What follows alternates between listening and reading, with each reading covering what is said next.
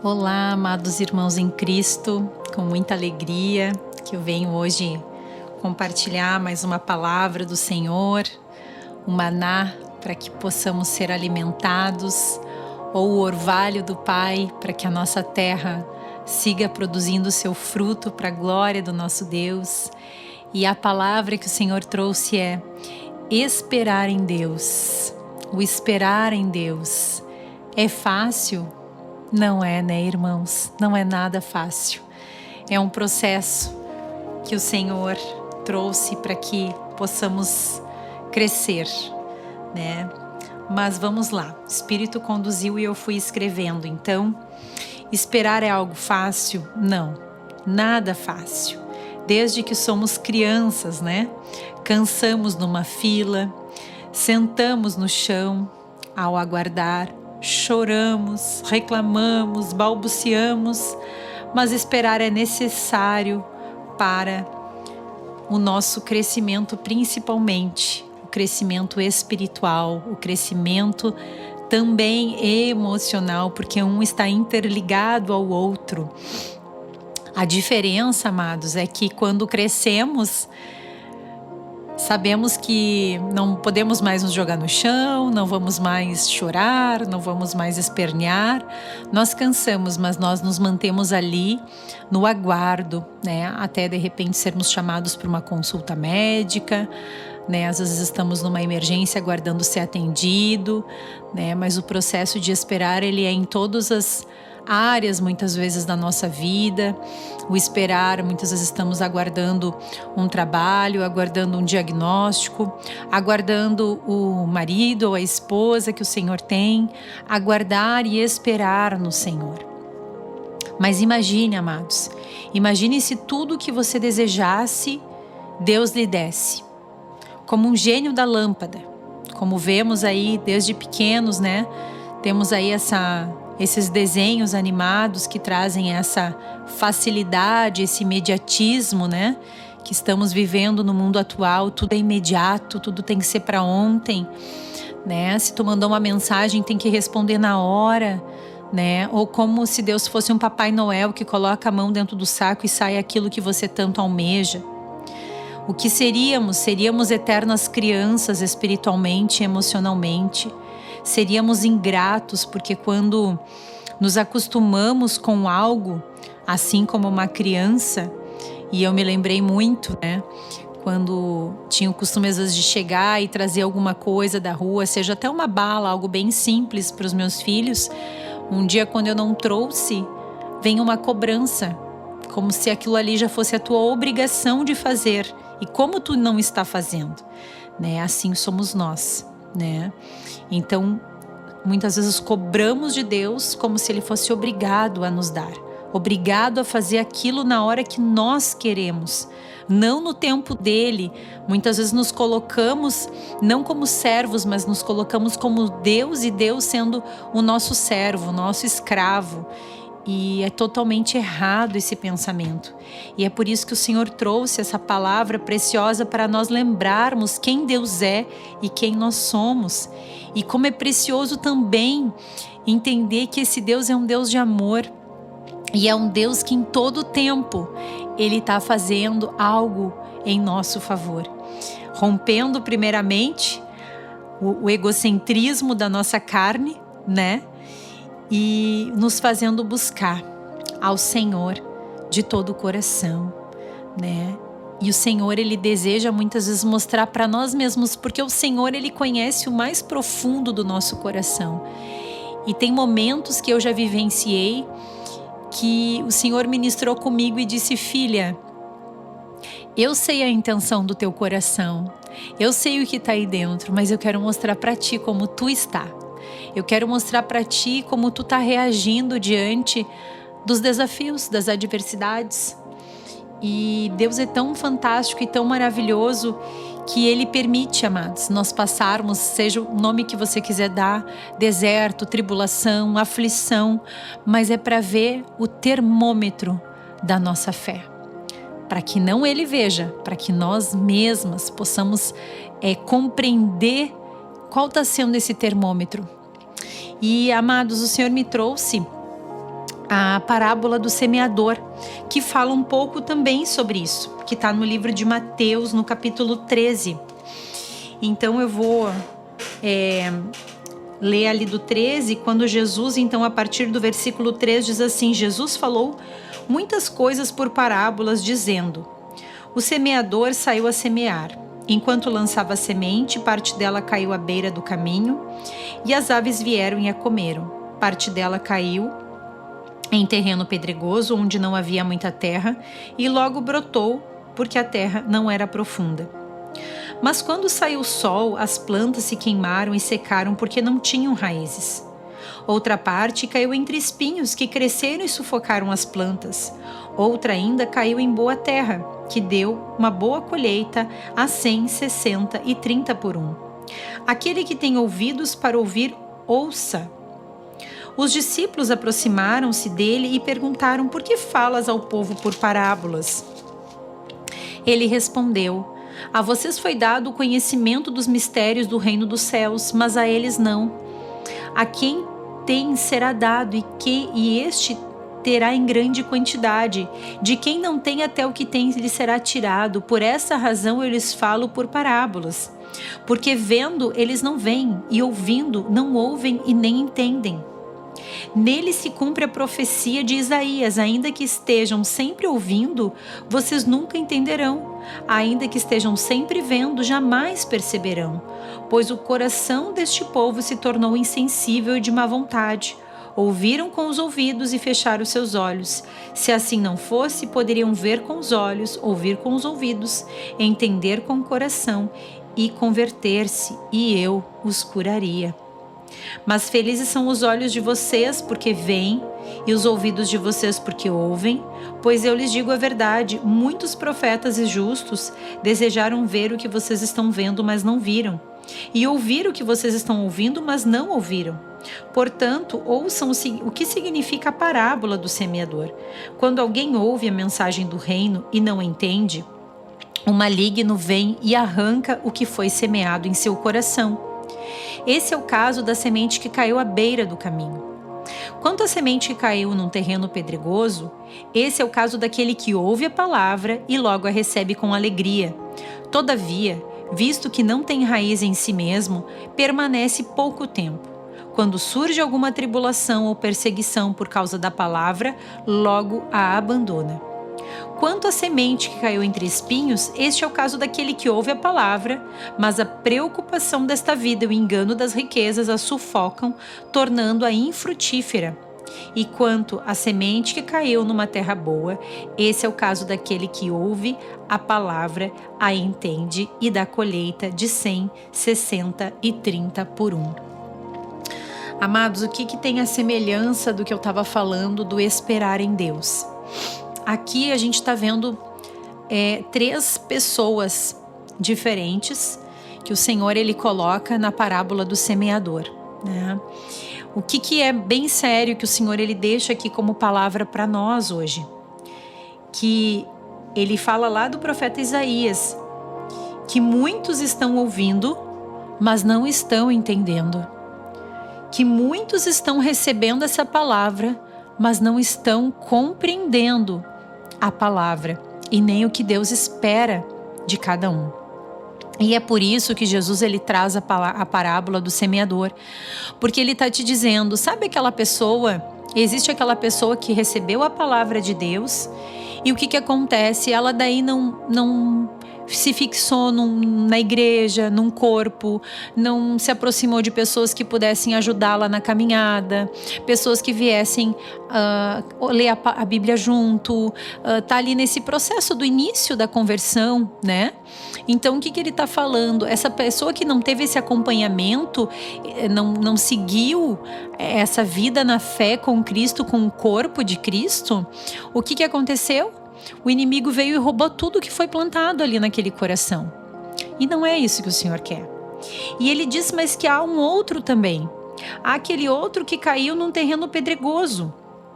Esse é o fato daquele que ouviu a palavra, recebeu com grande alegria, é aquele que adora a Deus, que se alegra, que canta, que adora e que está ali super entusiasmado. Só que a nossa vida de fé, ela não é ela não vai por entusiasmo, ela vai além do entusiasmo, ela vai na graça, no amor, na paixão que vai sendo alimentada pela intimidade, não é religiosidade. Não é um bater cartão numa igreja para dizer eu sou cristão. Não, não é isso que o Senhor espera. O Senhor espera intimidade. E se eu posso dizer que eu consigo esperar por alguém, eu espero por alguém que eu tenho confiança. Eu vou esperar e vou depositar naquela pessoa e eu vou esperar dela algo que eu depositei, uma intimidade minha. E para eu ter intimidade, eu tenho que me relacionar. Então precisamos nos relacionar. E essa segunda que caiu num terreno pedregoso é justamente essa pessoa que começou, só que o que aconteceu? Não criou raiz. Por que não criou raiz? Ele está falando aqui. Porque surgiu alguma tribulação ou alguma perseguição e a pessoa caiu fora. É aquela pessoa assim, eu me converti porque eu achei que o Senhor ia me dar tudo, porque eu achei que eu ia ficar rico, porque eu achei que eu ia receber só bênção, porque eu achei que eu não ia mais ter problema, porque eu achei que a minha vida ia ser tudo tranquilo, porque eu achei que eu ia orar e Deus já ia fazer um milagre. Esse Deus então, né? Então não vou mais seguir. E abandona. Por quê? Porque a raiz dessa planta, quando ela começou a tentar se fixar, não continuou. Por quê?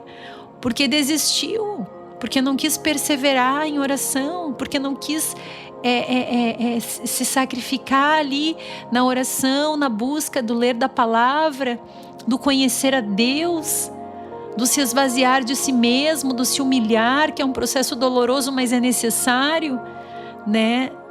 Eu preciso também liberar perdão, é necessário para o meu crescimento. Senão eu fico paralisado. E tem mais. E ele fala de mais uma pessoa. Ele diz, e tem a semente que caiu entre os espinhos. Esse é o fato daquele que ouve a palavra, mas a preocupação desta vida e o engano das riquezas a sufocam, tornando-a infrutífera. Eu posso dizer mais, amados. Ele está dizendo aqui que é aquela semente que ela deixou de dar o fruto, deixou de se fixar em Cristo. Por quê? Porque veio uma situação financeira que a pegou e ela achou que Deus nunca ia permitir mais ela passar por uma situação de dificuldade financeira.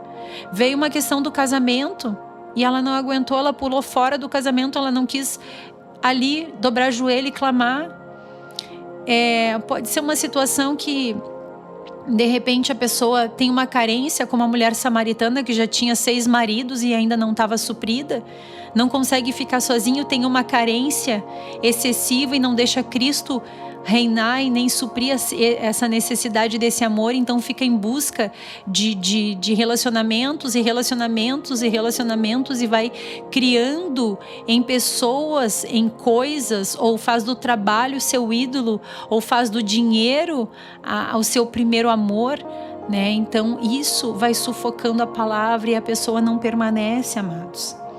Mas o que o Senhor espera de nós? Ele espera que nós sejamos essa semente que caiu numa terra boa. Aquele que ouviu, que a entendeu e começou a dar uma boa colheita. Aquele que começou a caminhada, que tem pessoas que andam junto, que dão suporte em amor uns aos outros, né? Que vai ter sim os seus desafios, as suas aflições, porque Jesus disse, no mundo tereis aflições, mas tem de bom ânimo, eu venci o mundo. Eu só vou conseguir ter bom ânimo e permanecer na fé se eu estiver o quê? Totalmente alinhada, dependente de Cristo. Ele vai me suprir, Ele vai passar comigo e eu vou conseguir vencer, porque Ele já venceu e com Ele eu já sou mais que vencedora. E eu começo a parar para pensar o que se compara às minhas tribulações diante de tudo que Cristo já fez na cruz do Calvário. Quando eu paro para olhar, olha a crucificação, põe um vídeo, pode ser até um vídeo infantil, como meu filho fez esses dias de 6 anos. Botou um vídeo infantil ali na TV e começou a dar a crucificação. E ele viu, e daqui a pouquinho ele voltou de novo. Eu disse, filho, não quer ver outra coisa? E aí o Espírito disse para mim, é difícil olhar, né? É difícil. Mas Ele passou por ti, Ele passou por mim. E quando eu olho para a crucificação, para a morte, para o perdão dos meus pecados que foi levado através do corpo de Jesus. Quando eu olho para as chagas que foi enfiadas nele, quando eu olho para o corpo dele que foi rasgado naquela cruz, o que são os meus e os teus problemas? O que são? Não é, amados? E quando eu olho para ele, eu vejo que o que eu estou passando não se compara ao que ele já passou por mim, para que eu fosse comprada por um alto preço, foi pago um alto preço. Precisamos trazer à memória o que nos dá esperança, foi pago um alto preço, amados. Jesus, ele teve sim, precisamos crer na palavra de Deus, precisamos repreender pensamentos de dúvida, de confusão e precisamos sim crer que Jesus esteve aqui, ele morreu, mas ele ressuscitou ao terceiro dia, mas precisamos lembrar do sacrifício da cruz. Precisamos lembrar do sacrifício da cruz, nos submetendo ao Senhor, submetendo e fazendo sim com que a nossa carne ela seja mortificada, para que Cristo cresça e reine nas nossas vidas. Precisamos sim nos posicionar, precisamos sim, se tiver que acordar mais cedo para ler a Bíblia, para orar, precisamos sim dedicar tempo de oração, para ter intimidade, porque senão não há espera, porque senão não há confiança, porque senão não há fé. A fé vem por ouvir a palavra de Deus. Se eu não ler essa palavra, eu não tenho fé. É como num sonho que uma vez uma irmã teve, que Deus mostrava para ela uma espada caída. Não estava de pé, uma espada que estava caída, totalmente caída. E ela dizia, mas Senhor, por que a minha espada está nesse estado? E ela acordou, e aí a gente se encontrou de manhã indo para o trabalho. E eu disse, o que tu tem lido a palavra? Sim, eu tenho. Mas o que tu tem lido?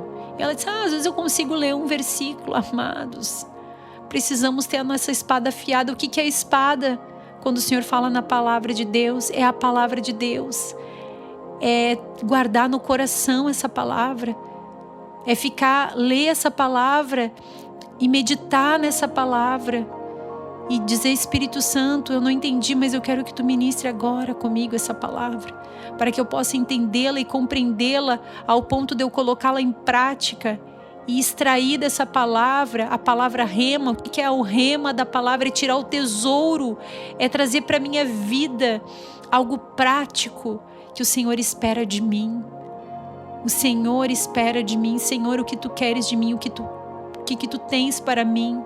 Eu não quero fazer nem além, nem aquém do plano, do propósito que tu tens para a minha vida. E você vai começar a viver o extraordinário de Deus. Aleluia, irmãos. Então, seguindo aqui.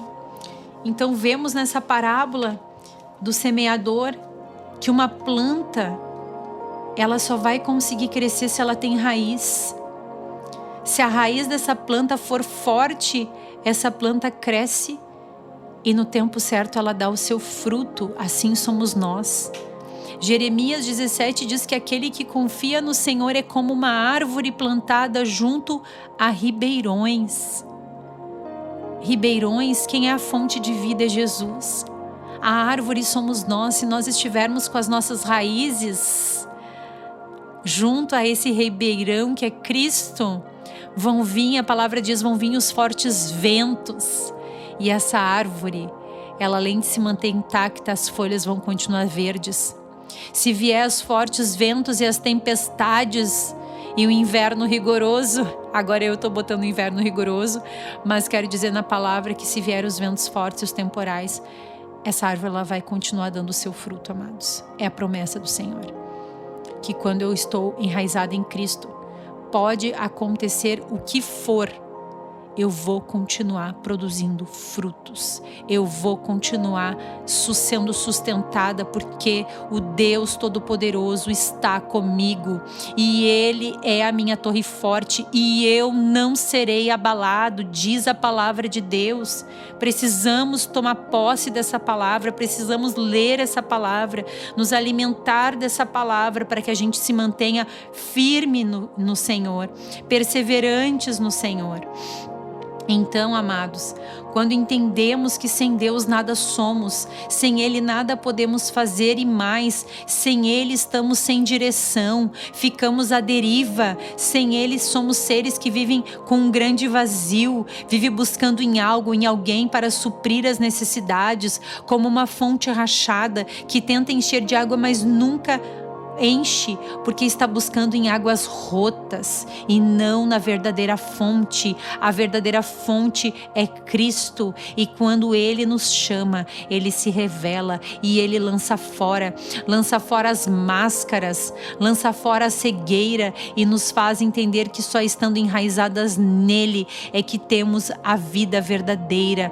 E o que é a vida verdadeira? É ter a alegria de Cristo, não a alegria que o mundo oferece, não uma alegria momentânea, mas a alegria que nos dá a força, porque a alegria do Senhor é a nossa força. Quando estamos enraizadas nele, temos paz, uma paz que excede todo entendimento humano, que nos dá paz. A gente pode estar passando o caos, mas nós temos paz porque nós temos a certeza de quem é conosco. Ele é maior, Ele é soberano, Ele é poderoso para fazer infinitamente mais. Ele é poderoso para transformar a maldição em bênção, para transformar o mal em bem. Esse é o Deus que eu sirvo, e para também nos preencher do verdadeiro amor, porque Ele é o próprio amor, e o verdadeiro amor lança fora todo o medo. Quando eu espero nele, eu entendo que eu estou esperando para receber o melhor, e não mais aquilo que eu acho que é bom, não mais buscando aquilo que eu acho aparentemente, e logo ali na frente tu viu que era a migalha do inimigo te oferecendo. Então, te alicerça no Senhor. A palavra do Senhor diz em Salmos 27:14: espera pelo Senhor, tem bom ânimo e fortifique-se o teu coração.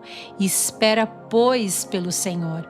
Amados, precisamos ler a palavra e meditar. Se eu esperar no Senhor, eu preciso também pedir para o Senhor me dar o que é cada dia o bom ânimo, e Ele me dá, porque depois a gente vai ver que é promessa em quem espera em Deus. Mas tem uma parte que cabe a nós. Eu sempre digo, o Senhor, Ele faz a parte dele, mas nós precisamos fazer a nossa parte, amados. Ele diz assim, espera, pois, pelo Senhor, tem bom ânimo e fortifique-se o teu coração. Então, eu vou ter bom ânimo, mas eu preciso fazer a minha parte. Eu preciso fortificar o meu coração em quem, amados? Como é que eu vou fortalecer o meu coração, a minha alma? Eu preciso estar enraizada em Cristo. E para que eu possa estar enraizada nele, é algo bem prático. Eu preciso ter comunhão com Cristo. Eu preciso me render aos pés de Cristo. Eu preciso estar conectada com o corpo, viver comunhão com o corpo. O Senhor, Ele diz que como é bom que os irmãos vivam em comunhão. Isso fortalece também a nossa fé. Eu preciso ler a palavra. Se eu não estou entendendo, deixa eu buscar pessoas que me ajudem a ler e começar a viver um estudo bíblico. Mas não te aquieta, não te acomoda. Pede ajuda, vai atrás. E Ele diz assim, espera, pois, pelo Senhor. E Isaías 40, amados, que eu quero terminar aqui, uma palavra preciosa que esse profeta deixou para nós, diz o seguinte, Isaías 40, a partir do versículo 25, ele diz assim, com quem vocês vão me comparar? Quem se assemelha a mim? É o Senhor falando, pergunta o santo. Ergam os olhos e olhem para as alturas. Quem criou tudo isso? Aquele que põe em marcha cada estrela do seu exército celestial e a todas chama pelo nome. Tão grande é o seu poder e tão imensa a sua força que nenhuma delas deixa de comparecer. Então, com quem nós vamos comparar o Senhor? Como eu falei lá no início, Ele não é um Papai Noel, que eu fico pedindo e Ele tem que me dar. Ele também não é o gênio da lâmpada. Ele é o Senhor, Ele é o Deus Todo-Poderoso. E eu sou uma criatura, mas me tornei filha amada quando eu recebi Jesus Cristo no meu coração como meu único Senhor e Salvador.